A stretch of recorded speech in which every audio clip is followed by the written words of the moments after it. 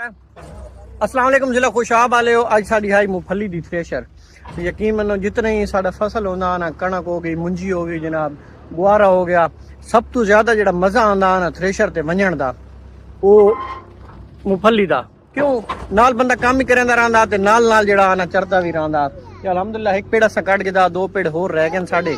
ते एक चीज तुहाडे ते छोटा जिहा सवाल है कि इस चीज दा जेड़ा ना तुहाडे जिले दे विच के रेट वधा। कमेंट सेक्शन दे अंदर अपना रेट भी दस्या, असां ही अपना रेट जेड़ा ना कमेंट सेक्शन दे अंदर मेंशन कर दिसां भी साडे जिला खुशाब दे अंदर इस सौगात दा इस टाइम सर्दियां दा शुरू हो गईयां, इस दा रेट के वधा ते तुसां भी अपने इलाके दा नाम दस दिया भी के रेट वधा।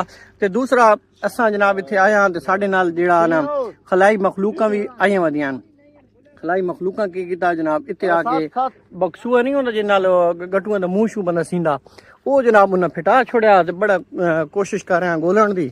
ते वेखो आ जेड़ा ना अल्लाह करे दुआ करे लावन जो अगर इत्थे सन बक्सूआ असां तो उन्होंने आदे बक्सूआ, पता नहीं तुसां अपनी जबान के आदे के आदे जी सूआ सूआ असल असां अपनी जबान इनू सूआ दें ते तुसां अपनी जबान इनू के आदे हो कोई कमेंट से दस दिवाए। अगर इत्थे सन सूआ न लब्भा थ्रेशर गई दूजे पेड़ दे असां हौले हौले उहदे पिछू पिछू जा रहे हैं।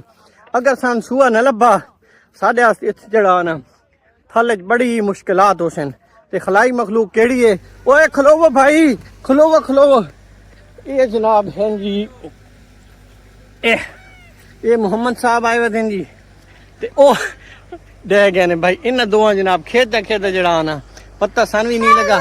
अच्छा वो बक्सूआ केरे सूआ केरे कीता सूआ कैं पिटाया है कैं पिटाया कैं पिटाया केड़े दे एक दूजे दे मथे लेंदे भी इस पिटाया ते इस पिटाया कैं पिटाया दसो पुतल इस पिटाया या ते तू पिटाया है। अच्छा हुण ये अपने एक दूजे दे जड़ा ना मथे लेंदे पैन। बहरहाल वीडियो वेख के शेयर जरूर कर छड़ाए। छोटा जिहा व्लॉग बनाया मैं तुहाडे नाल शेयर कर लवां। अस्सलाम वालेकुम।